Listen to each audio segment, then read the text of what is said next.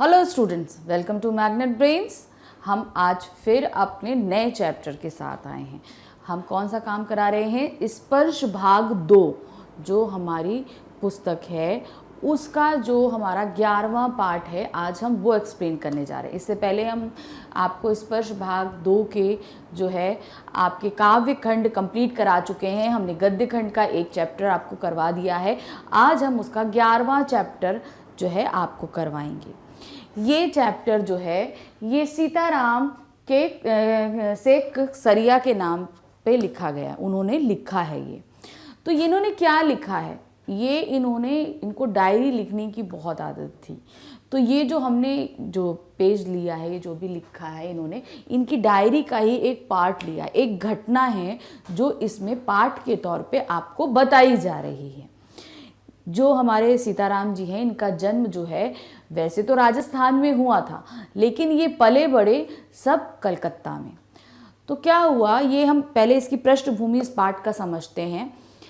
जब महात्मा गांधी ने भारत छोड़ो आंदोलन शुरू किया तो क्या हुआ कि सभी लोग, जितने भी लोग थे, सब एकत्र हुए और एकत्र होने के साथ ही उन्होंने अंग्रेज़ों के खिलाफ बहुत ज़्यादा मोर्चा खोल दिया।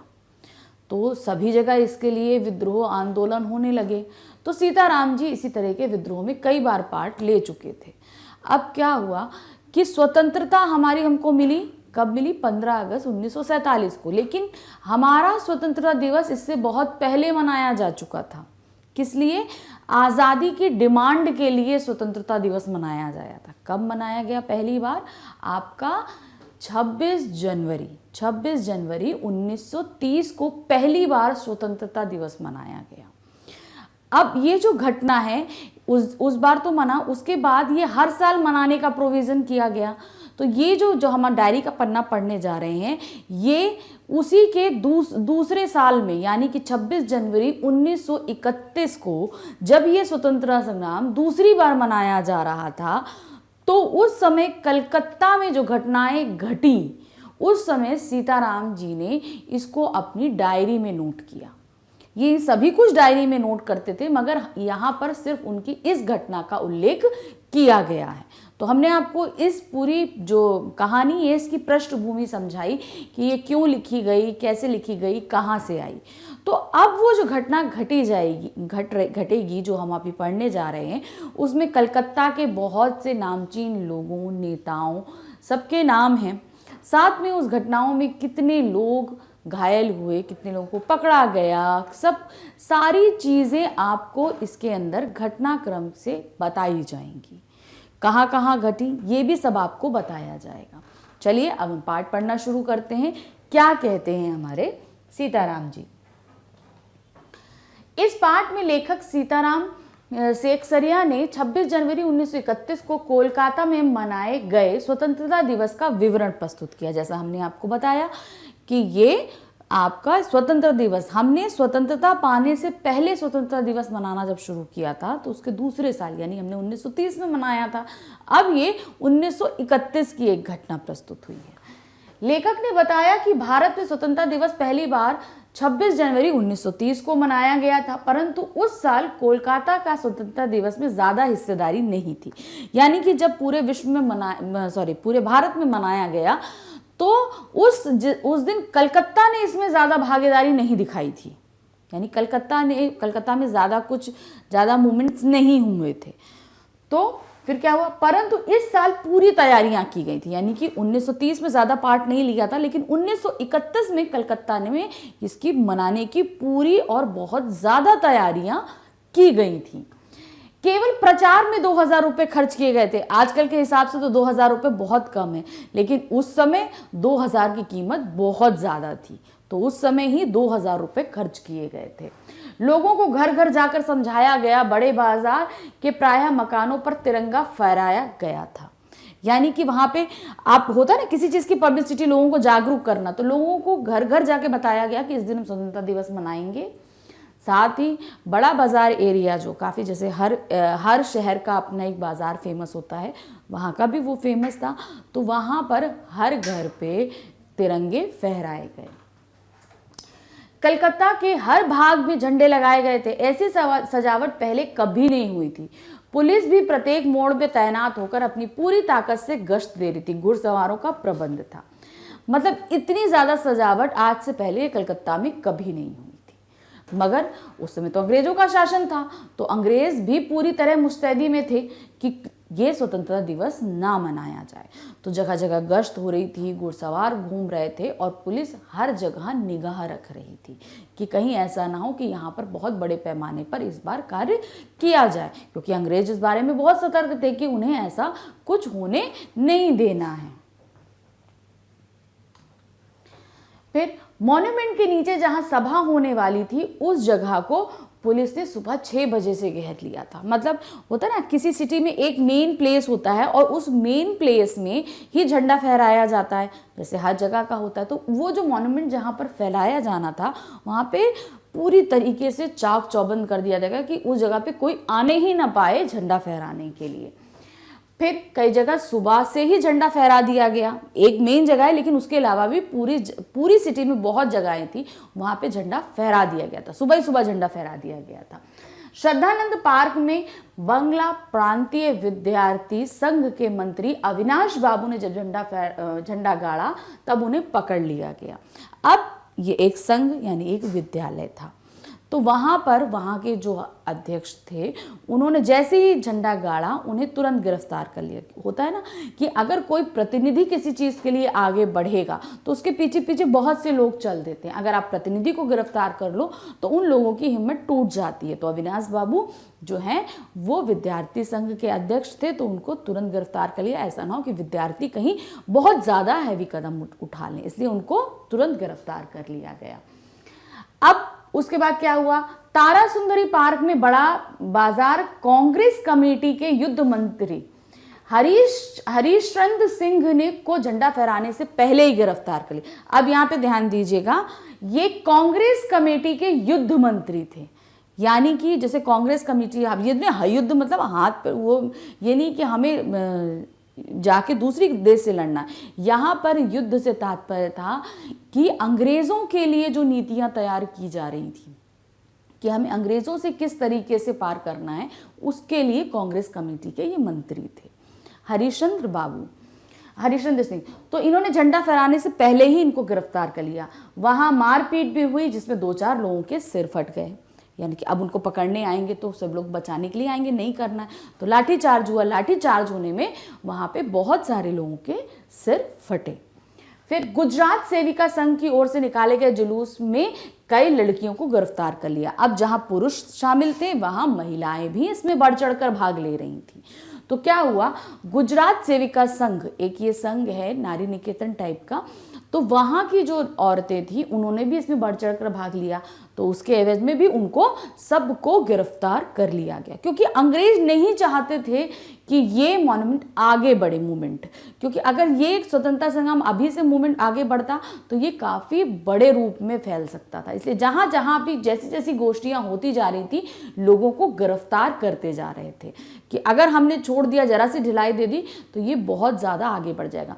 क्योंकि उस समय वहाँ पर सुभाष चंद्र बोस का बहुत ज़्यादा प्रभाव था, और सुभाष चंद्र बोस जी ने तो आज़ाद हिंद फौज बनाई थी। अभी ये जो मूवमेंट चल रहा है, इसमें सुभाष चंद्र बोस भी आएंगे।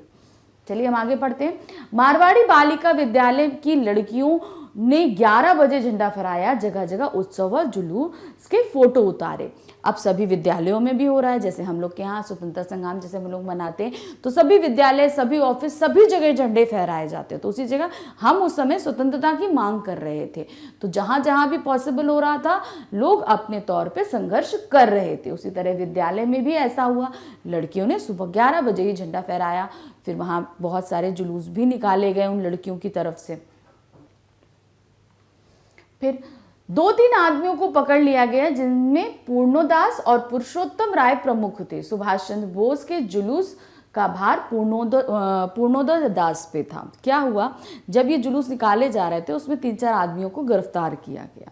जिसमें हमारे पूर्णोदास भी थे। पूर्णोदास जो थे वो जो सुभाष चंद्र बोस इस स्वतंत्रता संग्राम में आने वाले थे, उनकी सारा जो है प्रबंध वही देख रहे थे कि सुभाष चंद्र बोस आएंगे, यहाँ पर झंडा फहराएंगे, यहाँ पर भाषण देंगे। तो ये जो एक प्रबंध की जो जितना भी प्रबंध था वो पूर्णोदास देख रहे थे। तो पूर्णोदास को गिरफ्तार कर लिया गया। स्त्री समाज भी अपना जुलूस निकालने और ठीक स्थान पर पहुंचने की कोशिश कर रहा था। मतलब स्त्रियां भी जगह, अब यहाँ तो अभी हम संस्थाओं की बात कर रहे थे, लेकिन अब क्या हुआ, लोग स्वतंत्र रूप से बाहर आने लगे। मतलब स्त्रियों ने अपना एक अलग जुलूस निकाल लिया। बहुत सारी स्त्रियां एक जगह एकत्र हो गई और उन्होंने भी जुलूस निकाल के अपनी तरफ से अपनी भागीदारी देनी शुरू कर दी। अभी तक संघ समितियां कर रही थी, लेकिन नहीं, अब इसमें यह भी दिखाया गया कि लोग स्वच्छंद रूप से भी सामने आ रहे हैं। स्वच्छंद मतलब अलग अलग, किसी संस्था से बंधे नहीं है, अपनी मर्जी से खुद बाहर आ रहे हैं। 3 बजे से ही मैदान में भीड़ जमा होने लगी और लोग टोलियां बनाकर घूमने लगे। इतनी बड़ी सभा कभी नहीं की गई थी। पुलिस कमिश्नर के नोटिस के आधार पर अमुक अमुक धारा के अनुसार कोई सभा नहीं हो सकती थी और भाग लेने वाले व्यक्तियों को दोषी समझा जाएगा। अब क्या हुआ, लोग हर जुलूस के साथ निकलने लगे और जितने लोग निकल रहे थे, बहुत बड़ी बड़ी सभाएं हर जगह आयोजित होने लगी। तो इस बात का डर पुलिस को पहले से था। कमिश्नर ने भी इससे पहले बहुत सी धाराएं लगाई कि 4 लोग इकट्ठा होंगे तो ये धारा के तहत गिरफ्तार कर लिए जाएंगे, इतना होगा तो लाठीचार्ज। अमुक अमुक का मतलब है कि विभिन्न विभिन्न धाराएं लगा दी। जहां पर अगर कुछ ऐसी घटना होती है तो ये धारा कार्य करेगी, वहां पे ऐसी घटना होती है तो ये धारा कार्य करेगी। तो बहुत सारी जो है धाराओं को लगाकर जो है उन जुलूसों और सभाओं को रोकने की कोशिश की जा रही थी पुलिस के द्वारा। अब क्या हुआ, भाग लेने और अगर सभा में कोई एक व्यक्ति भी है, यानी कि वो प्रशासन का दोषी है, अंग्रेज प्रशासन का वो दोषी है, उसको तुरंत का तुरंत गिरफ्तार करने के आदेश दे दिए गए थे। अब क्या हुआ कि काउंसिल के नोटिस के अनुसार 4:24 पर झंडा फहराया जाना था। कौन सी काउंसिल? हमारी जो स्वतंत्रता संग्राम के लिए उस समय कांग्रेस कमेटी द्वारा काउंसिल निर्धारित की गई थी, जिसमें बड़े बड़े नेता अध्यक्ष थे। तो वो उन्होंने पहले ही डिसाइड कर दिया था कि 4:24 पर झंडा फहराया जाएगा और स्वतंत्रता की प्रतिज्ञा पढ़ी जाएगी। प्रतिज्ञा पढ़ने का मतलब है कि हम अब अपनी स्वतंत्रता के लिए पूरी तरह बद्ध हैं कि हम स्वतंत्रता लेकर रहेंगे। इस चीज़ की हम प्लेज लेते हैं। झंडा फहराया जाएगा और जितने लोग वहाँ पर एकत्र हैं वो सभी इस चीज़ से रिगार्डिंग प्लेज लेंगे। फिर आगे ठीक 4 बजे सुभाष चंद्र बोस जुलूस के साथ आए। अब वो जुलूस जो है मॉन्यूमेंट की तरफ बढ़ रहा था जहाँ झंडा फहराया जाना था। तो 4 बजे सुभाष चंद्र बोस जो हैं वो उस जुलूस में शामिल हो गए, क्योंकि वहाँ पर जाके झंडा फहराना था 4:24 पे और सुभाष चंद्र बोस जी 4 बजे उस जुलूस में आ गए। अब क्या, भीड़ ज़्यादा होने की वजह से पुलिस उन्हें रोक नहीं पाई, क्योंकि भीड़ बहुत ज़्यादा थी। अब पुलिस की भी एक लिमिटेशन होती है, इतनी ज़्यादा भीड़ में अगर लाठी चार्ज भी करेंगे तो पुलिस के ऊपर वापस चार्ज हो सकता है। तो वो सुभाष चंद्र बोस को रोक नहीं पाई आखिरकार, तो उनको जाना पड़ा। फिर पुलिस ने लाठियां चलाई, कई लोग घायल हुए, सुभाष बाबू पर भी लाठियां पड़ी। अंत में क्या हुआ, और ज़्यादा फोर्स मंगाई गई। पहले तो शामिल होने से रोक नहीं पाई क्योंकि उस समय फोर्स कम थी, बाद में फिर और ज़्यादा फोर्स मंगाई गई। फिर वहाँ पर लाठी चार्ज किया गया। लाठी चार्ज करने में बहुत से लोग घायल हुए और साथ में सुभाष चंद्र बोस को भी बहुत ज़्यादा लाठियाँ पड़ी, जिसमें उनको भी बहुत सी चोटें आई उसमें। फिर वे जोर से वंदे मातरम बोलते जा रहे थे, यानी कि वो घायल थे लेकिन वंदे मातरम बोलते हुए जा रहे थे। फिर पुलिस भयानक रूप से लाठियां चला रही थी। मतलब अब अंग्रेज़ों का तो आप लोग जानते ही हैं कि कितनी ज़्यादा जो है अत्याचारी थी, वो किसी को सामने नहीं बर्दाश्त कर सकती थी। तो उसको अंदर बिल्कुल दया मात्र नहीं थी, बस वो लाठियां चलाई जा रही थी लोगों पे। खूब ज़्यादा उसने लाठियां बरसाई, जिसमें क्षितिज चटर्जी, नाम देखिए इसमें, वहाँ के ये प्रमुख नेता हैं, तो ये सब उन्हीं के नाम आ रहे हैं। क्षितिज चटर्जी का सिर फट गया। उधर स्त्रियां मॉन्यूमेंट की सीढ़ियां चढ़कर झंडा फहरा रही थी। मतलब इधर इन लोगों ने इनको रोकने की कोशिश करी, उधर स्त्रियां जो है उस मॉन्यूमेंट पे पहुंच गई और झंडा फहराने के लिए। फिर सुभाष बाबू को पकड़ लिया गया और गाड़ी में बैठाकर लॉकअप भेज दिया गया। अब मेन तो वही थे नेता हमारे सुभाष चंद्र बोस जी, उनको पकड़ लिया गया और तुरंत उनको लॉकअप में भेज दिया गया, यानी कि पुलिस उन्हें पकड़कर जेल में ले गई। कुछ देर बाद वहां से स्त्रियां जुलूस बनाकर चली, साथ ही बहुत बड़ी भीड़ इकट्ठा हो गई। पुलिस ने डंडे बरसाने शुरू कर दिए, जिसमें बहुत आदमी घायल हुए। अब सुभाष चंद्र बोस को ले गई, उधर स्त्रियों ने झंडा फहरा दिया। अब जैसे ही झंडा फहरा दिया तो उन्होंने जुलूस निकालना शुरू कर दिया, मतलब अभी वहां पे सभा हो रही थी, अब झंडा फहराने के बाद उन्होंने वहां से जुलूस निकालना शुरू किया। आखिरकार जो है पुलिस ने वहां पर भी लाठीचार्ज किया। लाठीचार्ज करने पे क्या हुआ, वहां पर बहुत सारे लोग, स्त्रियां पुरुष सभी बहुत ज्यादा रूप में घायल हुए। पुलिस ने डंडे बरसाते समय ये नहीं देखा कि वहां स्त्रियां भी मौजूद है, उन्होंने बेतरतीब तरीके से जो है खूब लाठियां बरसाई। फिर धर्मतल्ले के मोड़ के पास आकर जुलूस टूट गया। अब वहां पर एक जगह है, जहां से मॉन्यूमेंट से हम थोड़ा आगे बढ़ेंगे तो वहां धर्मतल्ला नाम का एक जगह है। वहां पर आते ही पुलिस ने इतनी ज्यादा लाठियां भांज ली थी कि लोग तितर बितर होने के कारण वो जुलूस टूट गया। अब वो जुलूस आगे बढ़ने की कंडीशन में नहीं था, लोग तितर बितर हो चुके थे। फिर करीब 50-60 महिलाएं वहीं बैठ गईं। अब जितनी बची थी उन्होंने आगे बढ़ना, मतलब आगे बढ़ना अब कठिन था, तो उन्होंने क्या कोशिश करी कि वो वहीं पर बैठ गई कि अब हम यहीं पे धरना देंगे। वो वहीं बैठ गई, जिसे पुलिस ने पकड़कर लाल बाजार भेज दिया। अब उन्होंने जब धरना देने की कोशिश करी तो उनको पकड़ कर क्या किया कि लाल बाजार में पुलिस चौकी थी, वहां पर उनको भेज दिया गया। स्त्रियों का एक भाग आगे विमला देवी के नेतृत्व में बढ़ा, जिसे बहु बाजार में मोड़ पर रोका गया और वे वहां बैठ गईं। कहने का मतलब एक तो यहाँ पर रोका गया था, जब जुलूस शुरू हुए थे तो 2-3 जुलूस शुरू हुए थे। तो एक जुलूस जो है वो धर्मतल्ला पे आके टूटा और दूसरा जुलूस जो चल रहा था, जो विमला देवी के नेतृत्व में था, ठीक है ना, वो बहु बाजार के मोड़ पर रोक लिया गया। अब वहां पे लाठियां चार्ज हो गई, वहां पर औरतों को गिरफ्तार किया गया जा रहा था। तो वो जितनी औरतें बची थी वो वहीं यानी बहु बाजार में ही बैठ गईं। अब इनको वहां से गिरफ्तार 1.5 घंटे बाद लॉरी में बैठाकर लाल बाजार, अब इन औरतों को भी गिरफ्तार किया गया और जाके कहाँ भेज दिया गया, लाल बाजार। यानी धर्मतल्ले से जो औरतें गिरफ्तार की गई वो भी लाल बाजार भेजी गई और बहु बाजार से जो औरतें गिरफ्तार की गई उनको भी लाल बाजार ही भेजा गया। अब ब्रजलाल गोयनका को पकड़ा गया। अब ये भी इनके एक नेता, उग्रवाद मतलब क्रांतिकारी नेता जो हैं, बहुत ही ज़्यादा उग्र नेताओं में माने जाते हैं। ब्रजलाल गोयनका को पकड़ा गया और मदालसा भी पकड़ी गई। मदालसा उनकी सहकर्मी थी, मदालसा भी पकड़ ली गई। सब मिलाकर 105 स्त्रियां, टोटल 105 स्त्रियों को पकड़ा गया, जिन्हें बाद में रात 9 बजे छोड़ दिया गया, क्योंकि उन्हें सिर्फ उस समय उनको जुलूस को रोकना था। अगर वो 2-3 घंटे भी लोगों को पकड़ के रखेंगे तो जुलूस अपने आप टूट गया, वो सभाएं खत्म हो गई। तो उन्होंने उनको पकड़ा, थोड़ी देर रखा और फिर रात में 9 बजे उनको छोड़ दिया, जब हर जगह शांति हो गई तो 9 बजे छोड़ दिया गया।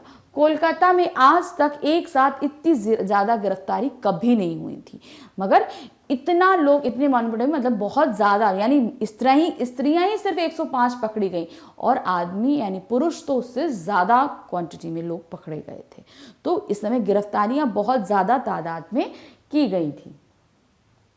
फिर करीब 200 लोग घायल हुए। हर जगह, इतनी जगह, कई जगह लाठीचार्ज किए गए थे तो 200 लोग घायल भी हुए। गिरफ्तारियां इतनी हुई, लोग इतने घायल हुए, पकड़े गए आदमियों की संख्या का पता नहीं चल पाया।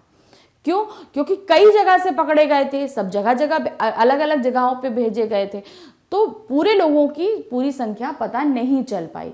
लाल बाजार के लॉकअप में स्त्रियों की संख्या एक बार 105 थी, यानी हमने बताया ना हर जगह से, यानी धर्मतल्ला और बहु बाजार से जितनी भी औरतें पकड़ी गई थी सब लाल बाजार भेजी गई। तो लाल बाजार में औरतों की संख्या सिर्फ 105 थी। इसके अलावा और जहां कहीं से पकड़े गए, जहां भेजे गए, उनकी संख्या का कोई भी पता नहीं चल पाया कि टोटल कितने लोग पकड़े गए।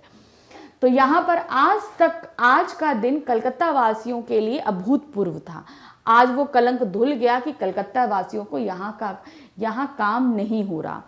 तो यहाँ पर जो है ना, लोगों को पकड़ा गया, सब कुछ हुआ और ये दिन कलकत्ता वासियों के लिए बहुत यादगार रहा। और साथ में एक ये भी कलंक धुला कि कलकत्ता में कोई काम नहीं हो रहा, अर्थात मतलब आज़ादी से रिलेटेड कोई काम नहीं हो रहा। ऐसा नहीं था। जैसा कि 1930 में जब पहली बार स्वतंत्रता आंदोलन छेड़ा गया था तो कलकत्ता ने इतना पार्ट नहीं लिया था, लेकिन उसके एक साल बाद यानी 1931 26 जनवरी 1931 को जब दोबारा स्वतंत्रता दिवस मनाया गया तो उसमें कोलकाता ने बहुत बढ़ चढ़ कर भाग लिया। इतने लोगों के सर फटे, इतनी जगह सभाएं हुई, जुलूस हुए, तो बहुत हद तक सारी चीज़ें वो वहाँ पर कलकत्ता ने भाग लिया। और ये सारी चीज़ें सीताराम सिकसरिया जी ने अपनी जो है वो डायरी में लिखी, जिसके ज़रिए हम एक इस अहम पार्ट को भी जान पाए कि कलकत्ता में भी किस हद तक लोगों ने स्वतंत्रता संग्राम में भाग लिया, हमें आज़ादी दिलाने के लिए उन्होंने कितनी कोशिशें की। तो डायरी जो है एक ये विधा होती है लिखने की, तो ये पार्ट जो है वो डायरी विधा में लिखा गया है। हम आपको बता दें, हर चीज़ जो भी गद्य हो, पद्य हो, काव्य हो, सभी चीज़ें हमने काव्य के भी लिखने के आपके तरीके आपको बताए हैं। उसी तरह गद्य को भी लिखने के कई तरीके होते हैं। निबंधात्मक शैली होती है, आलोचात्मक शैली होती है, आपकी डायरी विधा होती है, उपन्यास होते हैं और आपके नाटक रूपांतर होते हैं, बहुत सी विधाएं होती हैं। तो इन्हीं विधाओं में एक हमारा आता है डायरी विधा। डायरी विधा में लोग अपने किसी एक दिन या किसी एक ऐसी घटना के बारे में आपके सामने लिखते हैं। लोगों को डायरी पर डे लिखने की आदत होती है। कुछ लोगों को क्या होता है कि वो एक खास घटनाओं को अपनी डायरी में नोट करते हैं। तो सीताराम जी हमेशा अपनी डायरी दिन प्रतिदिन हमेशा लिखते थे, रोज लिखते थे। इनको रोज लिखने की आदत थी। उसी तरीके से उन्होंने 26 जनवरी 1931 की भी डायरी लिखी थी, जो हमने अभी यहाँ पर पढ़ी। ध्यान रखिएगा, ये डायरी का एक पन्ना जो पार्ट है ये डायरी विधा में लिखा गया है, गद्य की डायरी विधा में लिखा गया है। ये आपके लिए याद रखना बहुत ज़रूरी है। इसके अलावा सीताराम जी ने निबंधात्मक शैली, आलोचात्मक शैली, कई तरीकों की विधाओं में गद्य लिखे हुए हैं। आई होप आपको ये पार्ट बहुत अच्छे से समझ में आया होगा। इस पार्ट के प्रश्नोत्तर के लिए हमारे आगे आने वाले वीडियो का इंतजार करते रहिए। Thank you, bye bye. निम्नलिखित प्रश्नों के उत्तर 25 से 30 शब्दों में दीजिए। देखिए, बाउंडेशन मस्ट होती है। जब भी बोर्ड एग्जाम में आपके पास में क्वेश्चन पेपर आएगा तो 2 मार्क्स के क्वेश्चन आपके पास हमेशा 25 to 30 मार्क्स में आएंगे। तो ये जो हम पढ़ने जा रहे हैं ये हमारे 2 मार्क्स के क्वेश्चंस रहेंगे। अगर सपोज इन्हीं क्वेश्चंस को उन्होंने वर्ड लिमिट बढ़ा दी, अगर बोला कि सेम यही क्वेश्चन आपसे बोल दिया कि 50 to 60 वर्ड में लिखिए, तब ये ध्यान रखिएगा उन क्वेश्चन की मार्क 3 मार्क्स की आ जाएगी। तब आपको इनके कंटेंट को बढ़ाना पड़ेगा, यानी जो इसमें आप लिख रहे हैं उस कंटेंट को आपको बढ़ाना पड़ेगा और वो आप अपनी समझ के साथ आगे बढ़ाएगा, क्योंकि आप तो पूरी स्टोरी समझते हैं, जानते हैं, तो उसमें आप बीच बीच में उन सारी चीज़ों को ऐड कर सकते हैं जो आपने स्टोरी में पढ़ी हुई हैं। चलिए अब हम देखते हैं पहला क्वेश्चन हमसे क्या कह रहा है।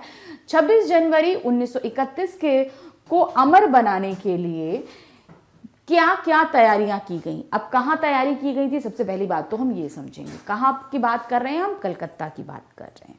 तो अब 26 जनवरी 1931 के दिन को अमर बनाने के लिए कलकत्ता वासियों ने अपनी तैयारियां की थी। जैसे लोगों ने अपने मकानों को खूब सजाया था, जैसे कोई जश्न, जैसे दीपावली में हम लोग सजाते हैं, करते हैं, खूब सजाया था। शहर के प्रत्येक भाग में राष्ट्रीय झंडे लगाए गए थे।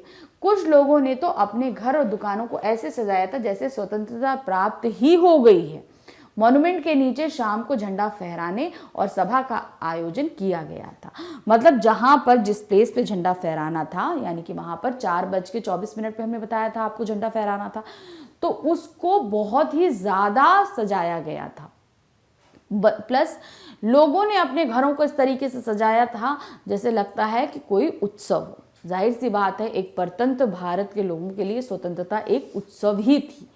तो ऐसी कुछ लाइनें जैसे अभी हमने आपको बोली कि परतंत्र भारत के लिए स्वतंत्रता एक उत्सव थी, तो ये लाइन आप बीच में कहीं ऐड कर सकते हो जिसका इसका कंटेंट बढ़ता जाएगा। तो चीज़ों को आप समझिए और उनको बढ़ाने यानी एक्सटेंड करने की कोशिश कीजिए। तो आपको समझ में आ गया क्या क्या तैयारी हुई। अब हम दूसरा क्वेश्चन की तरफ बढ़ते हैं। हमारा दूसरा क्वेश्चन हमसे पूछ रहा है, आज जो बात थी वह निराली थी।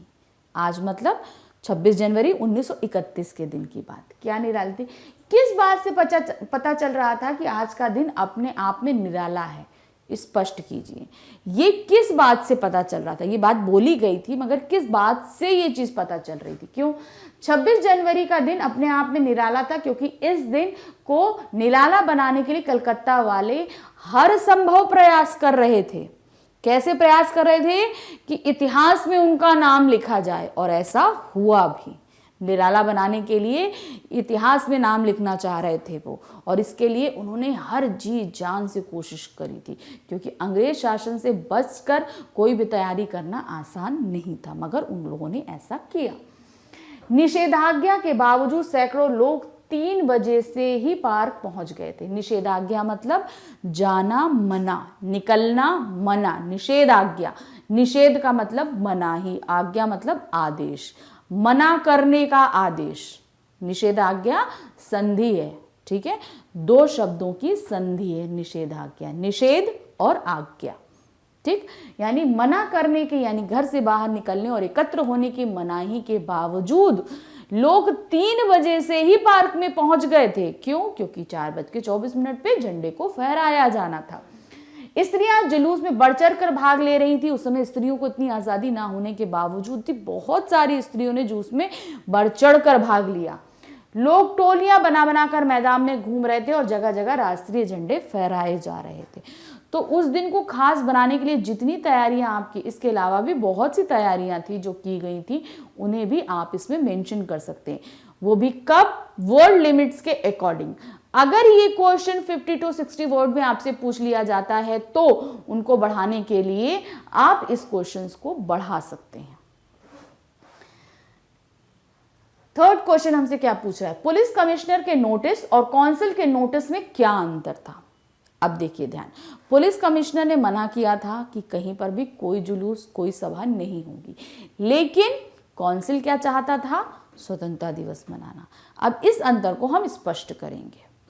सबसे पहले पुलिस कमिश्नर की नोटिस में कहा गया कि अमुक अमुक धारा के अनुसार सभा नहीं हो सकती। उन्होंने मना की थी, हमने बताया आपको कि उन्होंने मनाही की थी कि बहुत सारी धाराएं लगाई कि कोई भी मूवमेंट नहीं हो सकता। यदि आप सभा में भाग लेंगे तो दोषी समझे जाएंगे। ये भी उन्होंने बताया कि जैसे ही अगर आपने भाग लिया तो आपको दोषी समझा जाएगा। काउंसिल के नोटिस में कहा गया कि मॉन्यूमेंट के नीचे ठीक 4:24 पर झंडा फहराया जाएगा और स्वतंत्रता की प्रतिज्ञा पढ़ी जाएगी। ये काउंसिल ने नोटिस जारी किया था। तो 2 अलग अलग नोटिस थी, उनमें डिफरेंस भी काफी था। एक मनाही कर रहा था और एक करने का आदेश दे रहा था। ऐसा खुला चैलेंज देकर ऐसी सभा पहले नहीं की गई थी। जाहिर है अंग्रेज शासन ने जब मना किया है, उसके ऊपर काउंसिल ने एक नोटिस जारी करी, तो समझ लीजिए ये एक खुला आदेश था, मतलब खुली आपको चुनौती दी गई थी कि आप ऐसा करिए। पुलिस कमिश्नर के नोटिस में जहां सरकार अपना भय दिखाकर जनता के ऊपर अपने मनमाने कानून को थोप रही थी, वहीं आम जनता ऐसे कानूनों का उल्लंघन कर अपनी देशभक्ति का परिचय दे रही थी। यानी कि भाई अंग्रेज सरकार तो बिल्कुल नहीं चाहती कि देश को आजाद किया जाए, तो वो हर एक तरीके से कोशिश कर रही थी कि सभाएं नहीं हो, जुलूस नहीं हो। लेकिन जनता चाहती थी स्वतंत्र होना, तो वो हर एक मुमकिन कोशिश कर रही थी उनके आदेशों के उल्लंघन का। तो बहुत ज्यादा हद तक चुनौतियां थीं, मगर तब भी कोलकाता वासियों ने इन चुनौतियों को पूरा किया और स्वतंत्रता दिवस मनाया। चलिए नेक्स्ट क्वेश्चन देखते हैं क्या बोलता है।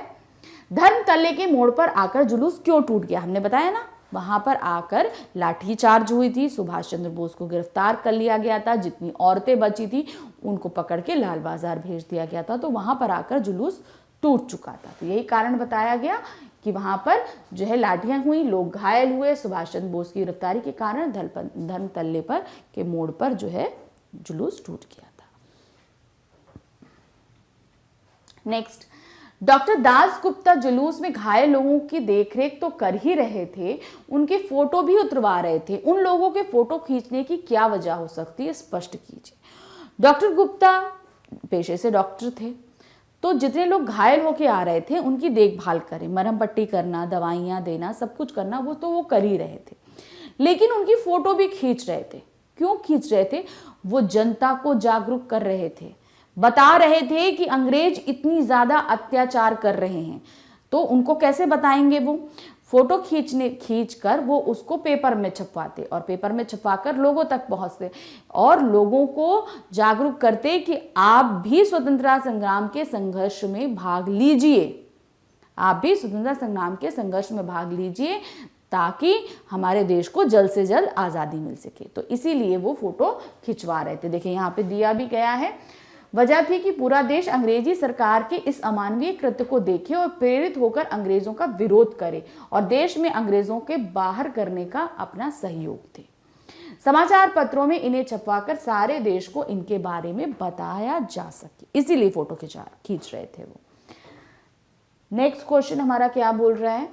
सुभाष बाबू के जुलूस में स्त्री समाज की क्या भूमिका थी? हमने आपको पूरे चैप्टर में बताया कि स्त्रियों ने बढ़ चढ़कर भाग लिया था, चाहे वो विद्यालय हो, चाहे वो कोई संघ हो, स्वतंत्र रूप से महिलाओं का निकलना हो, जुलूस करना हो, सभाएं करना हो, स्त्रियों ने हर जगह पार्ट लिया। एंड में जब जुलूस टूटा तो मॉन्यूमेंट के नीचे झंडा भी स्त्रियों द्वारा ही फहराया गया। तो ये सारी चीजें आप इस क्वेश्चन में लिखेंगे यहाँ पर। और करीबन 105 स्त्रियों को गिरफ्तार भी किया गया था। जब लाठीचार्ज हुआ तो बहुत सी स्त्रियां घायल भी हुई। तो ये सारी चीजें आप इस आंसर में लिख सकते हैं। स्त्रियों ने जो जो पार्ट किया वो आप यहां पर देख सकते हैं। नेक्स्ट देखिए क्या कह रहा है। जुलूस की लाल बाजार आने पर लोगों की क्या दशा हुई? जब लाल बाजार पहुंचा तो उस समय क्या, पहुंचते पहुंचते पुलिस ने लाठियां बरसाना शुरू कर दिया था। जब तक लाल बाजार पहुंचते तब तक वहां पर लाठियां बरसाना शुरू कर दिया था।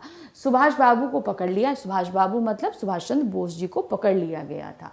मदालसा बजाज भी पुलिस के द्वारा पकड़ी गई और इस जुलूस में कई लोग घायल और गिरफ्तार हुए। मतलब लाल बाजार चौक पे जो कुछ भी हुआ था वो सारे आपको यहाँ पर लिखना है। वहाँ पर सुभाष चंद्र बोस को गिरफ्तार किया गया, मदालसा को गिरफ्तार किया, लाठीचार्ज हुआ जिससे जुलूस तितर बितर हो गया, बहुत सारे लोगों की गिरफ्तारी हुई, बहुत सारे लोग भी घायल हुए।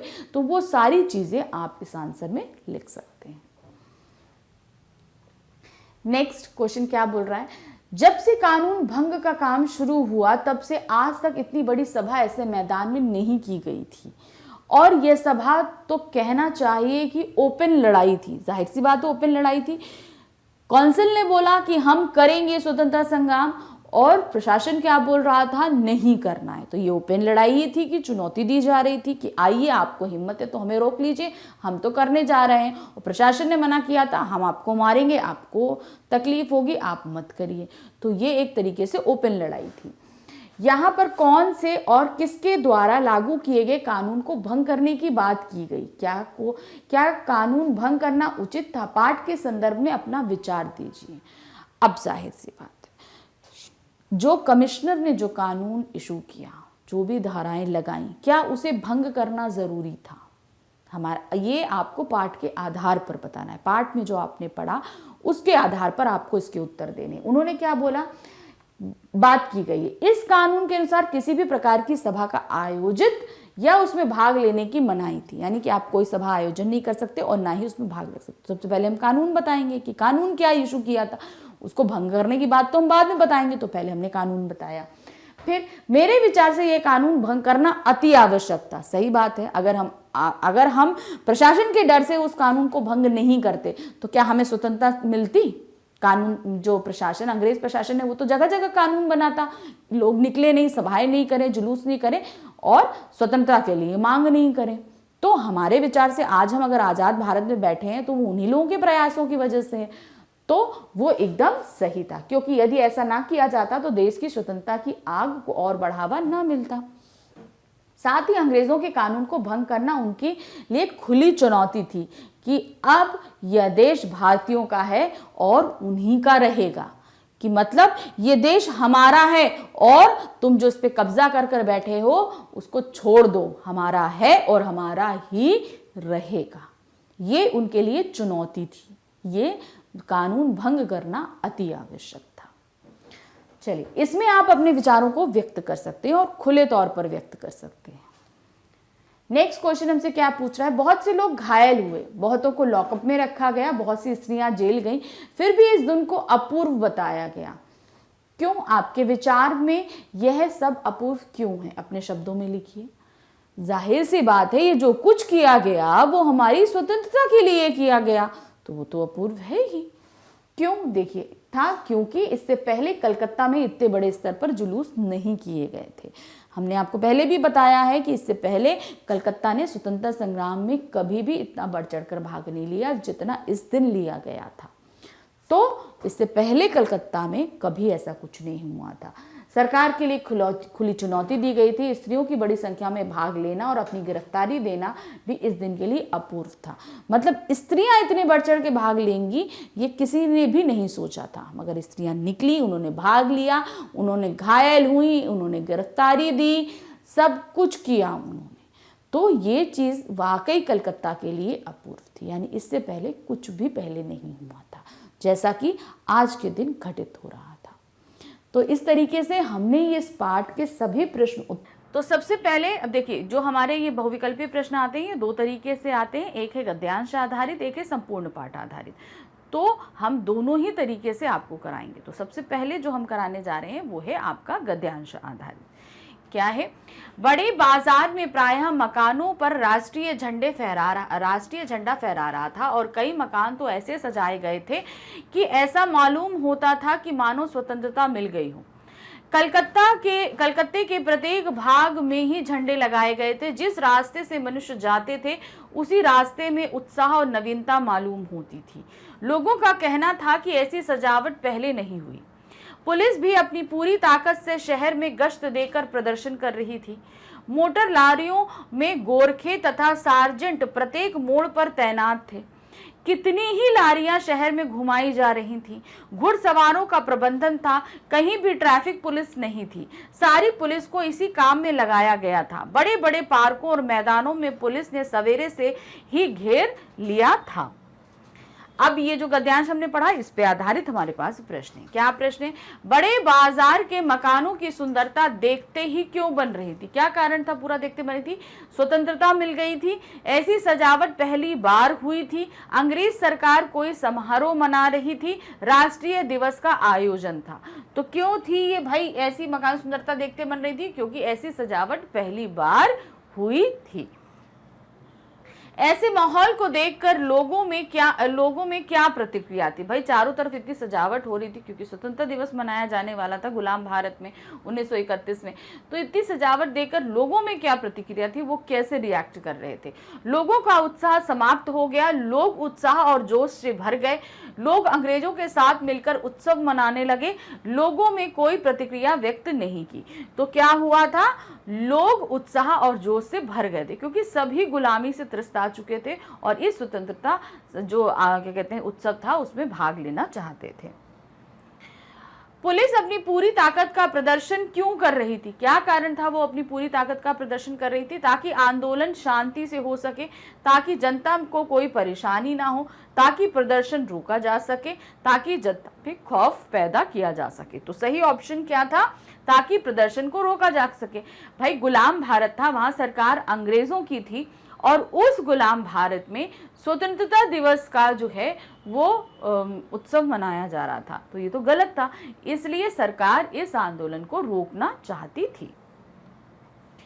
सड़कों पर ट्रैफिक पुलिस क्यों नहीं दिखाई दे रही थी? क्या कारण था वहां पे कोई भी ट्रैफिक पुलिस नहीं दिखाई दे रही थी?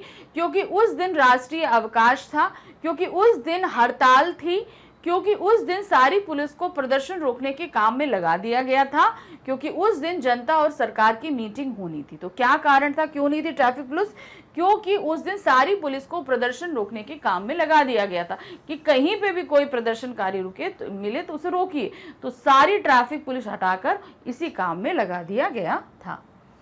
पुलिस द्वारा क्या प्रबंध किया गया था? पुलिस ने क्या प्रबंध किया था? प्रत्येक मोड़ पर सार्जेंट तैनात किए गए, घुड़सवारों का प्रबंध किया गया, लारियां शहर में घुमाई गई, उपरोक्त सभी। तो यहां पर जो है उपरोक्त ये सभी इंतजाम पुलिस द्वारा किए गए थे। अब आते हैं हम अपने दूसरे गद्यांश पे। ठीक है, क्योंकि चैप्टर बड़ा है तो जाहिर सी बात है गद्यांश भी कई सारे बनेंगे, तो हम जितनी कोशिश कर सकते थे हम आपके लिए लेकर आए। प्रैक्टिस करिए, उसी बीच हमारा संपूर्ण आधारित प्रश्न भी हो जाएंगे और गद्यांश आधारित भी। क्या है दूसरा गद्यांश? मॉन्यूमेंट के नीचे जहां शाम को सभा होने वाली थी उस जगह को तो भोर में 6 बजे से ही पुलिस ने बड़ी संख्या में घेर लिया था, पर तब भी कई जगह तो भोर में ही झंडा फहराया गया। श्रद्धानंद पार्क में बंगाल प्रांतीय विद्यार्थी संघ के मंत्री अविनाश बाबू ने झंडा गाड़ा तो पुलिस ने उनको पकड़ लिया तथा अन्य लोगों को मारा या हटा दिया। तारा सुंदरी पार्क में बड़ा बाजार कांग्रेस कमेटी के युद्ध मंत्री हरीश चंद्र झंडा फहराने गए, पर वे भीतर न जा सके। वहां पर काफी मारपीट हुई और 2-4 आदमियों के सिर फट गए। गुजराती सेविका संघ की ओर से जुलूस निकाला जिसमें बहुत सी लड़कियां थी, उनको गिरफ्तार कर लिया गया। तो जिस तरीके से जुलूस निकला, देखिए उसमें क्या क्या मूवमेंट हुए। अब इस पे आधारित प्रश्न क्या है? प्रस्तुत पाठ के लेखक तथा पाठ का नाम बताइए। देखिए अभी तो हम चैप्टर वाइज कर रहे हैं तो हमें पता है कि ये चैप्टर कौन है और इसके लेखक कौन है, लेकिन एग्जाम में जब इस तरह का प्रश्न पूछा जाता है तो वो तो चैप्टर वाइज नहीं होता, इसलिए हमें जो है चैप्टर पढ़ना, कोई भी कविता हो, कोई भी गद्य पद्य, कोई भी खंड में कहीं से भी कोई चैप्टर हो तो उसे पढ़ना हमारे लिए पहली ज़रूरत होती है, ताकि हमें पता होता है कि ये किस चैप्टर से लिया गया है। तो यहाँ पर क्या है, हमारे पास कई सारे नाम दिए हैं। लीलाधर मंडलोई ताता वामीरो कथा, प्रहलाद अग्रवाल तीसरी कसम के शिल्पकार शैलेंद्र, रविंद्र केलेकर पतझड़ की टूटी पत्तियां, सीताराम सेक्सरिया और डायरी का एक पन्ना। तो यहाँ पर क्या है, सीताराम, आपका घा सही है, सीताराम सेकसरिया और डायरी का एक पन्ना, ये एकदम सही है। ठीक है, नेक्स्ट आते हैं, मॉन्यूमेंट को पुलिस ने भोर में ही क्यों घेर लिया? भोर में क्यों घेर लिया था?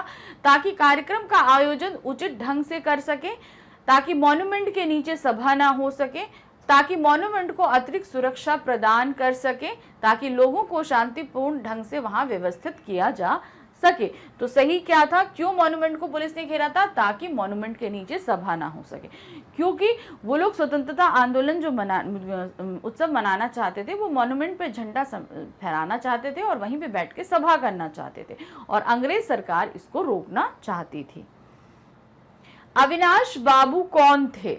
बंगाल के सेना अध्यक्ष, बंगाल प्रांतीय विद्यार्थी संघ के मंत्री, बाल सेवा समिति के अध्यक्ष, बालिका महाविद्यालय के अध्यापक। तो अविनाश बाबू जो हैं वो कौन थे? बंगाल प्रांतीय विद्यार्थी संघ के मंत्री थे जो आंदोलन में शामिल हुए थे। हरीश चंद्र सिंह झंडा फहराने भीतर क्यों नहीं जा सके? क्या हुआ था वहां पर, क्यों नहीं जा सके?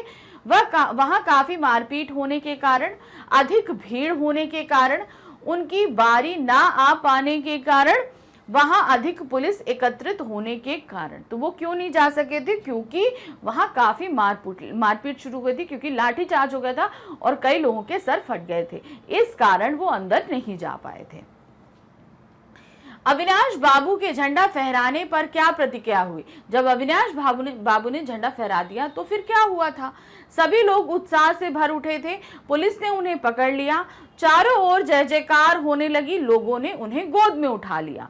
तो सही क्या हुआ था गद्यांश के हिसाब से? पुलिस ने उनको पकड़ लिया था, क्योंकि झंडा फहराने की मनाही थी, तो जो उन्होंने जैसे ही फहराया तुरंत उनको पुलिस द्वारा गिरफ्तार कर लिया गया था। अब आते हैं हम अपने तीसरे गद्यांश पे। तीसरा गद्यांश क्या है?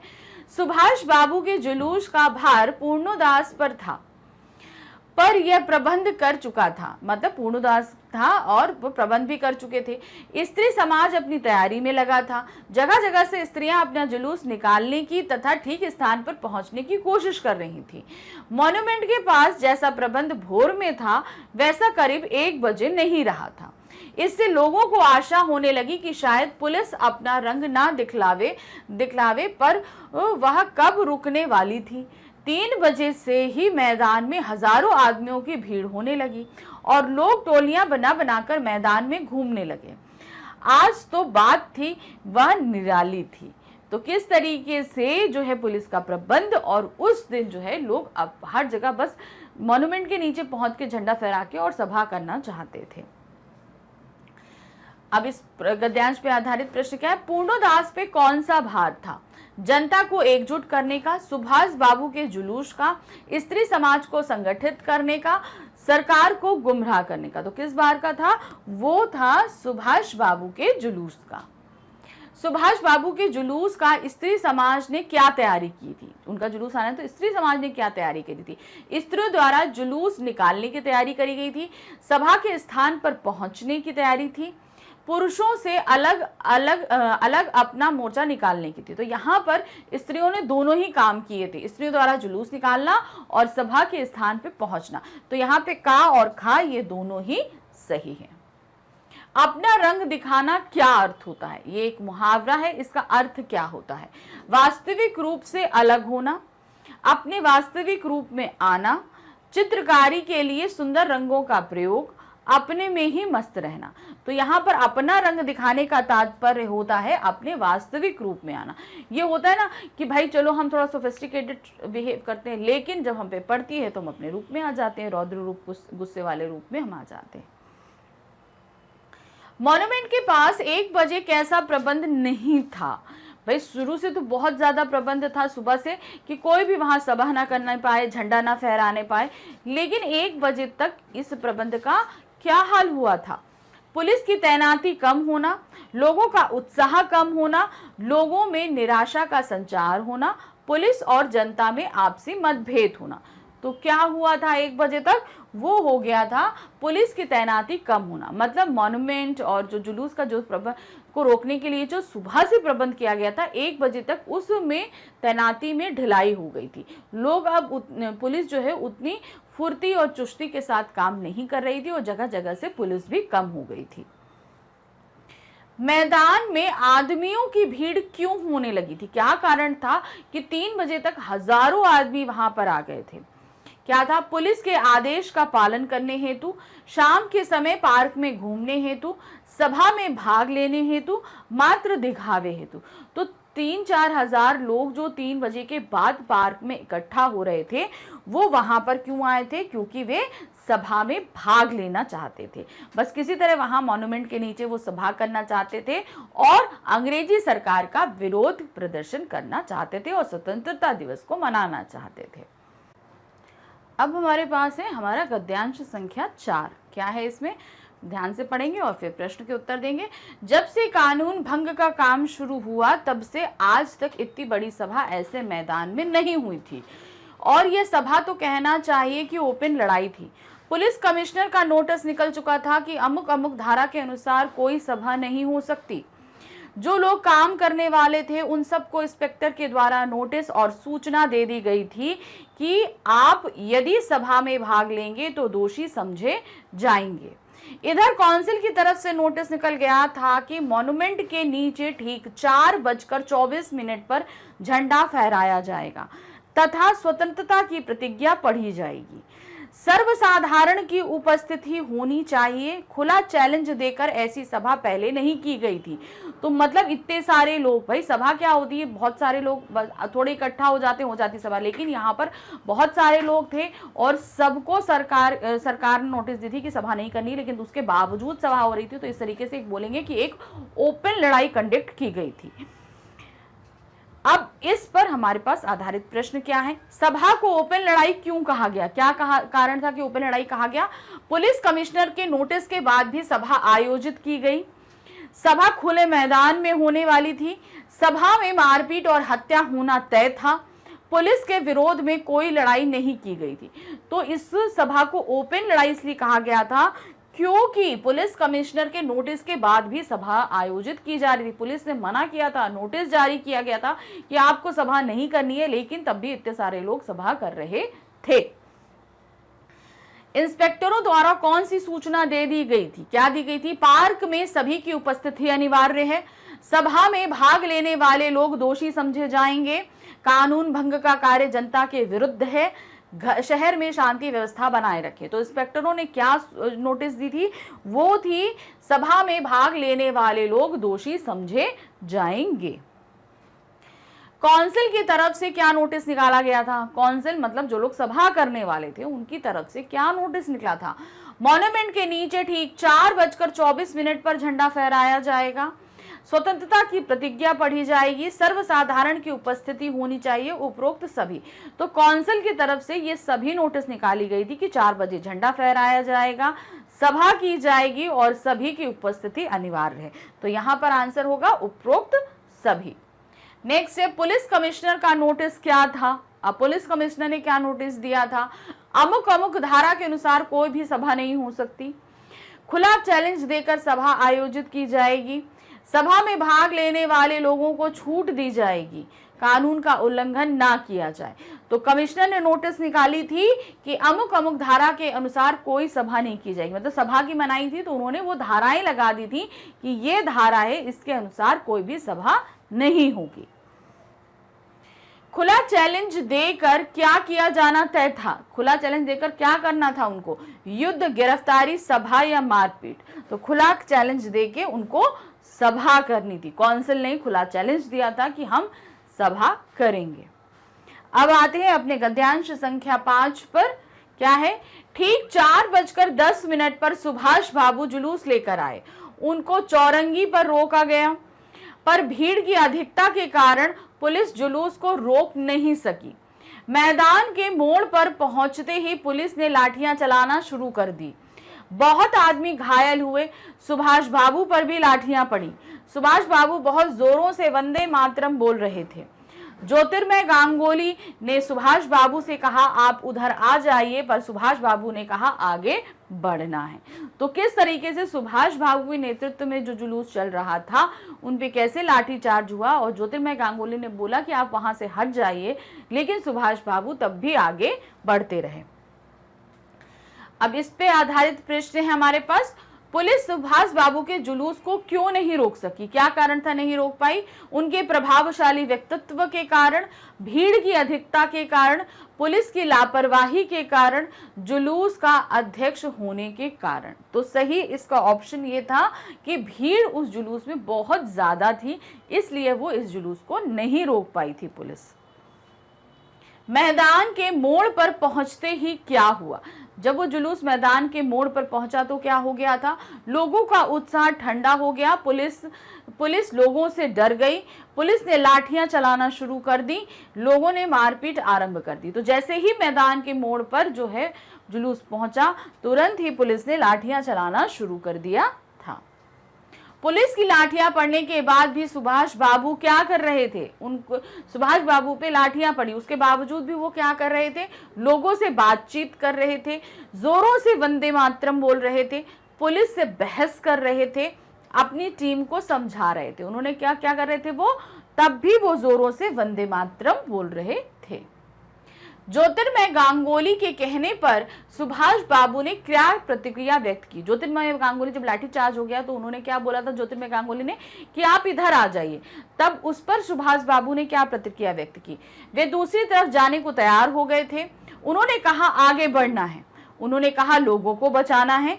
वे उनकी बात मान गए। तो क्या हुआ था? नहीं, उन्होंने बोला था हमें आगे बढ़ना है। सुभाष बाबू पर लाठियां क्यों पड़ी? क्या कारण था कि उनके ऊपर भी लाठियां पड़ी? क्योंकि वे सरकार के आदेश के विरुद्ध जुलूस निकाल रहे थे, क्योंकि वे सरकार के साथ मिलकर जनता के विरुद्ध साजिश रच रहे थे, क्योंकि वे अत्यंत उग्र होकर विरोध नहीं कर रहे थे, क्योंकि वे सरकार के विरोधी नहीं थे। तो क्या कारण था? वो कारण था क्योंकि वे सरकार के आदेश के विरुद्ध जुलूस निकाल रहे थे, इसीलिए पुलिस ने लाठीचार्ज किया था। अब आते हैं हमारा नेक्स्ट गद्यांश है, गद्यांश संख्या 6। ये सब तो अपनी सुनी हुई लिख रहे हैं, पर सुभाष बाबू का और अपना विशेष फासला नहीं था। सुभाष बाबू बड़े जोर से वंदे बोलते थे, यह अपनी आंख से देखा है। पुलिस भयानक रूप से लाठियां चला रही थी। चटर्जी का फटा हुआ सिर देखकर तथा उनका बहता खून देखकर आंख मिच जाती थी। इधर यह हालत हो रही थी कि उधर स्त्रियां मॉन्यूमेंट की सीढ़ियों पर चढ़ झंडा फहरा रही थी और घोषणा पढ़ रही थी। स्त्रियां बहुत बड़ी संख्या में पहुंच गई थी। प्रायः सबके पास झंडा था। जो वॉलंटियर गए थे वे अपने स्थान से लाठियां पड़ने पर भी नहीं हटते थे। तो मतलब किस तरीके से सभा में स्त्रियों का भी योगदान रहा ये बताया गया है यहाँ पर। यह अपनी आंख से देखा, पंक्ति में यह शब्द किसके लिए प्रयुक्त हुआ है, किसके लिए ये चीज प्रयोग, यह जो शब्द दिया है ये किसके लिए प्रयोग हुआ है, सुभाष बाबू, पुलिस, लेखक या क्षितिज चटर्जी के लिए। तो ये जो है ना यह इस्तेमाल हुआ है लेखक ने, मतलब लेखक ने जब उनकी सर पे लाठी पड़ी थी और खून देखा था और वो वंदे बोलते थे सुभाष बाबू, ये सभी चीज हमारे लेखक ने अपनी आंखों से देखा था। तो यह शब्द लेखक के लिए इस्तेमाल किया गया है। आंख मिच जाना का क्या अर्थ है? आंख मिच जाना, इसका अर्थ क्या होता है? आंखें बंद हो जाना, आंखों में आंसू आ जाना, आंखों में धूल चले जाना या आंखों से दूर हो जाना। तो आंख मिच जाने का तात्पर्य है आंखें बंद हो जाना। क्षितिज चटर्जी की स्थिति इतनी भयानक क्यों हुई? क्या कारण था क्षितिज चटर्जी की स्थिति? पुलिस की लाठियां पड़ने से, सभा में अफरा तफरी मचने से, लोगों के आपसी झगड़ों से, जनता के उग्र रूप धारण करने से। तो कारण क्या हुआ था? वो था पुलिस की लाठियां पड़ने से क्षितिज चटर्जी की हालत बहुत खराब हो गई थी क्योंकि उनका सर फट गया था। गद्यांश के अनुसार वॉलेंटियर की क्या विशेषताएं थी? क्या कर रहे थे वॉलेंटियर? उनकी क्या क्वालिटी बताई गई है गद्यांश में? वे सभा करने के लिए एकजुट होना चाहते थे, वे लाठियां पड़ने पर भी हटते ना थे, वे पुलिस से दो दो हाथ कर रहे थे, वे बिना समय गंवाए आगे बढ़ना चाहते थे। तो क्या था? वो लाठियां पड़ने पर भी नहीं हटे थे। वॉलेंटियर जितने आए थे वो लाठियां पड़ने पर भी अपनी जगह नहीं छोड़ रहे थे। मॉन्यूमेंट की सीढ़ियों पर चढ़कर झंडा कौन फहरा रहा था? किसने फहराया था झंडा? सुभाष बाबू ने, क्षितिज चटर्जी ने, स्त्रियों ने या वॉलंटियरों ने? तो किसने फैलाया था? वो था स्त्रियां जो है वो मॉन्यूमेंट की सीढ़ियों पर चढ़कर झंडा फहरा रही थी। अब आते हैं हम अपने नेक्स्ट गद्यांश, गद्यांश संख्या 7 पर। क्या है? सुभाष बाबू को पकड़ लिया गया और गाड़ी में बैठाकर लाल बाजार लॉकअप में भेज दिया गया। कुछ ही देर बाद स्त्रियां जुलूस बनाकर वहां से चली, साथ में बहुत बड़ी भीड़ इकट्ठा हो गई। बीच में पुलिस कुछ ठंडी पड़ी थी ही उसने फिर डंडे चलाने शुरू कर दिए। अब की बार भीड़ ज्यादा होने के कारण बहुत आदमी घायल हुए। धर्म तल्ले के मोड़ पर आकर जुलूस टूट गया। करीब 50-60 स्त्रियां वहीं मोड़ पर बैठ गईं। पुलिस ने उनको पकड़कर लाल बाजार भेज दिया। स्त्रियों का एक भाग आगे बढ़ा जिसका नेतृत्व विमल प्रतिभा कर रही थी। उनको वो बहु बाजार के मोड़ पर रोका गया और वे वही मोड़ पर बैठ गई। आसपास बहुत बड़ी भीड़ इकट्ठा हो गई जिस पर पुलिस बीच बीच में लाठियां चलाती थी। अब ये जो गद्यांश हमने पढ़ा इस पर आधारित प्रश्न क्या है? पुलिस द्वारा डंडे चलाए जाने का क्या परिणाम सामने आया? जब पुलिस जो है पूरी उस पर डंडे चला रही थी भीड़ पर, तो उसका क्या परिणाम हुआ? बहुत संख्या में लोग घायल हुए, लोग डर कर वहां से भाग गए। सरकार ने पुलिस की सराहना की, पुलिस को जनता का सहयोग मिला। तो क्या हुआ था? बहुत संख्या में लोग घायल हुए थे लाठीचार्ज होने के कारण। सुभाष बाबू को लॉकअप में भेजने के बाद क्या हुआ? जब सुभाष बाबू ने लॉकअप में भेज दिया गया उसके बाद क्या हुआ? जुलूस ठंडा पड़ गया, पुलिस ने अत्याचार करना बंद कर दिया, स्त्रियां जुलूस बना के वहां से चली, क्रांतिकारियों का एक नया दल निर्मित हुआ। तो क्या हुआ था? वो था स्त्रियां जुलूस बनाकर, जब सुभाष बाबू पकड़ लिए गए तो स्त्रियों ने फिर कमान संभाली और जुलूस को आगे बढ़ाया था।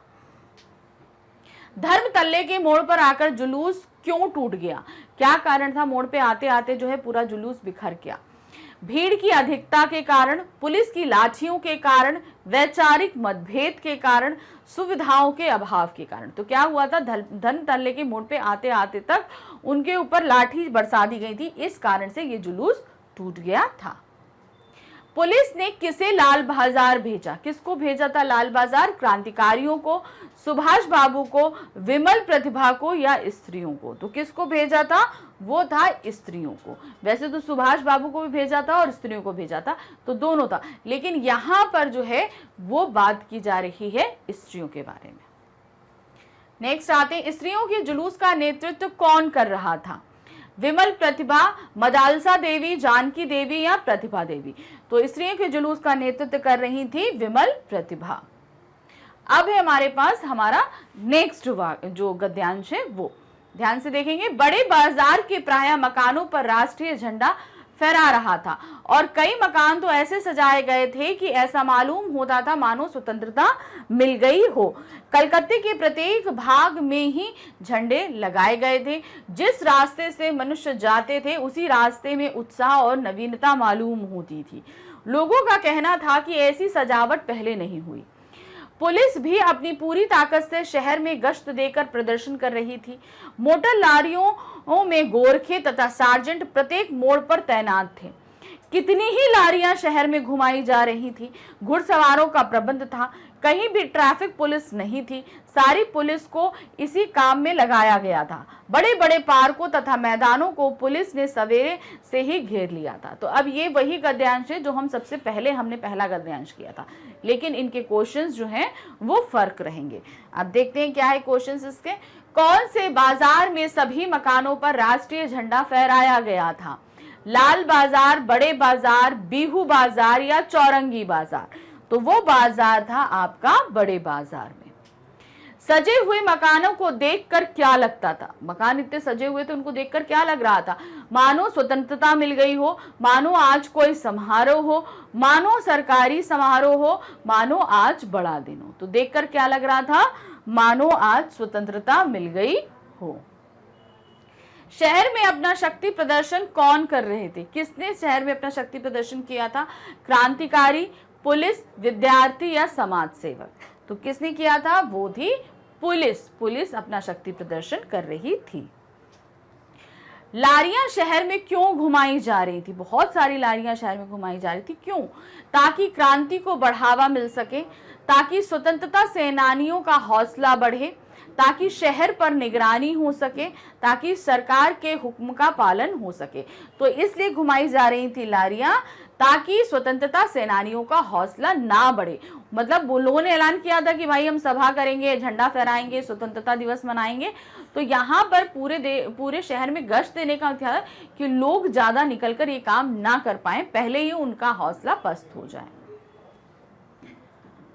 कहीं भी ट्रैफिक पुलिस क्यों नहीं थी? क्या कारण था कहीं पे भी ट्रैफिक पुलिस नहीं थी? ट्रैफिक पुलिस की आवश्यकता नहीं थी।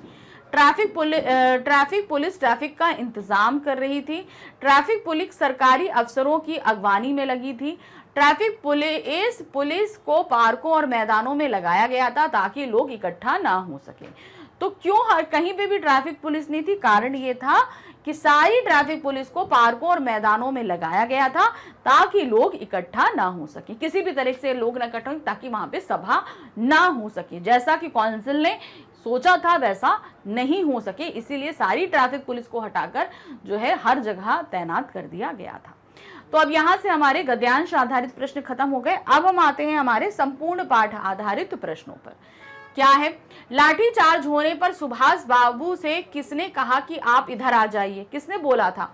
मदालसा बजाज नारायण ने, अविनाश बाबू ने, ज्योतिर्मय गांगुली ने या पुरुषोत्तम राय ने? तो किसने बोला था सुभाष बाबू से? ये बात बोली थी ज्योतिर्मय गांगुली ने। सुभाष बाबू जुलूस के समय क्या बोल रहे थे? दिल्ली चलो, दिल्ली दूर नहीं, सारे जहां से अच्छा हिंदोस्तां हमारा, वंदे मातरम, जय हिंद। तो सुभाष बाबू जोर जोर से क्या बोल रहे थे? वो बोल रहे थे वंदे मातरम। लेखक की आंखें किसका फटा सिर देखकर मिच गई थी? किसका सर फट गया था जिसको देखकर लेखक ने आंखें मीच ली थी? अविनाश बाबू, क्षितिज चटर्जी, हरीश चंद्र सिंह या अविनाश बाबू? तो किसका सर फटा था? वो थे क्षितिज चटर्जी का। स्त्रियों ने कहां खड़े होकर झंडा फहराया? पार्क के बीच में, मॉन्यूमेंट की सीढ़ियों पर चढ़कर, चौराहे पर या धर्मतल्ले के मोड़ पर? तो स्त्रियों ने क्या किया था? मॉन्यूमेंट की सीढ़ियों पर चढ़कर झंडा फहराया था। सुभाष बाबू को गिरफ्तार करके कहां भेजा गया? दमदम जेल, चौरंगी पुलिस थाने में, लाल बाजार लॉकअप में या अस्पताल में? तो उन्हें भेजा गया था लाल बाजार लॉकअप में। जुलूस कहां आकर टूट गया? लाल बाजार चौराहे पे, चौरंगी पे, धर्मतल्ले के मोड़ पे या श्रद्धानंद पार्क के पास? जुलूस कहां टूटा था जहां पर बहुत ज्यादा लाठीचार्ज हुआ था? वो था धर्मतल्ले के मोड़ पर। लेखक के साथ दमदम जेल में कौन थे? दमदम जेल में कौन था लेखक के साथ? सुभाष बाबू, ब्रजलाल गोयनका, क्षितिज चटर्जी या अविनाश बाबू? तो लेखक के साथ थे ब्रजलाल गोयनका। पुलिस द्वारा जुलूस निकाल रही कितनी स्त्रियों को गिरफ्तार किया गया था? कितनी स्त्रियों को गिरफ्तार कर लिया गया था? 60, 100, 80 या 105? जो स्त्रियां गिरफ्तार हुई थी वो थी 105, यानी कि 105। घायलों का फोटो किस लिए उतारा जा रहा था? वहां जब लाठीचार्ज हो गया तो वहां बहुत सारे लोग घायल हो गए थे, तो उन घायलों के फोटो निकाले जा रहे थे। इसका क्या कारण था? ताकि प्रमाण रहे कि किन किन लोगों ने जुलूस में भाग लिया। अंग्रेज सरकार को दिखाने के लिए, सुभाष बाबू को दिखाने के लिए, इनमें से कोई नहीं। तो कारण क्या था? ताकि प्रमाण रहे कि किन किन लोगों ने जुलूस में भाग लिया था। इस प्रमाण के लिए वो फोटो निकाले जा रहे थे। पुलिस की लाठीचार्ज में लगभग कितने आदमी घायल हुए? जो लाठीचार्ज धर्मतल्ले के मोड़ पर किया गया था उसमें कितने लोग घायल हुए थे? 20, 30, 100 या 200? तो उसमें घायल हुए थे 200 लोग। तो ये हमारा पूरा चैप्टर था। इसमें बहुत सारी डेट्स हैं, नंबर्स हैं, आपको सभी कुछ अच्छे से आप चैप्टर पढ़ लेना, पूरी तरीके से क्लियर रहेगा। ये चीज़ बहुत ज़रूरी है। तो किस तरीके से क्वेश्चंस पूछे जाएंगे, हमने मैक्सिमम आपके लिए क्वेश्चन जो हैं वो गद्यांश आधारित दिए, क्योंकि गद्यांश आधारित हमारे क्वेश्चन पेपर में आएंगे, बोर्ड में आएंगे, इसीलिए यहाँ पर मिले हैं, और संपूर्ण आधारित पार्ट भी है। बस ये ध्यान रखिए भाई, एक लाइन से 4-4, 6-6 क्वेश्चंस बनते हैं, तो हम ये कहेंगे कि आप एक बार चैप्टर को ज़रूर पढ़िएगा। इस चैप्टर का हम detail explanation, NCERT solution, 1 shot revision, MCQ सभी कुछ करा चुके हैं, तो आपको मिलेगा क्या? तो इसके लिए आपको आना होगा हमारे चैनल मैग्नेट ब्रेन्स पे। जब आप यहाँ पर आएंगे तो यहाँ सीबीएसई K-12 इंग्लिश आपको दिखेगा, बस आपको इसे क्लिक करना है। क्लिक करते ही आपके सामने सारी क्लासेस होंगी। आपको अपनी क्लास सेलेक्ट करनी है, आपकी क्लास है 10th। आप इसे जैसे ही सिलेक्ट करेंगे आपके सामने क्लास में पढ़ाए जाने वाले सभी सब्जेक्ट्स होंगे। अब ये हम पढ़ रहे थे स्पर्श बुक से, तो हमारी स्पर्श बुक ये रही हिंदी स्पर्श एनसीईआरटी। तो हमें करना क्या है, इस पर क्लिक, और जैसे ही हम क्लिक करेंगे हमारे सामने पूरी प्लेलिस्ट होगी इस बुक की। तो अब हमें करना क्या है, जो भी आप चैप्टर पढ़ना चाहते हैं उसे क्लिक करिए। आपके टॉपिक्स वाइज लेक्चर दिए हैं, जो भी लेक्चर आपको देखना है उसे क्लिक करिए। क्लिक करते ही आपका वीडियो इस तरीके से स्टार्ट होगा। वीडियो देखिए, टॉपिक में जितने भी डाउट है आप क्लियर करिए। रिवीजन, टेस्ट सभी कुछ आपके लिए अवेलेबल है, आप अच्छे से करिए, क्योंकि एग्जाम अच्छे से देना है आपको। लेकिन साथ ही एक काम और करना है, वो है हमारे चैनल को लाइक, सब्सक्राइब और शेयर करना है। तो आगे और भी लेकर आऊंगी, साथ में देखते रहिएगा, क्योंकि एग्जाम में ये सभी तरह के प्रश्न पूछे जाने हैं। Okay, bye bye.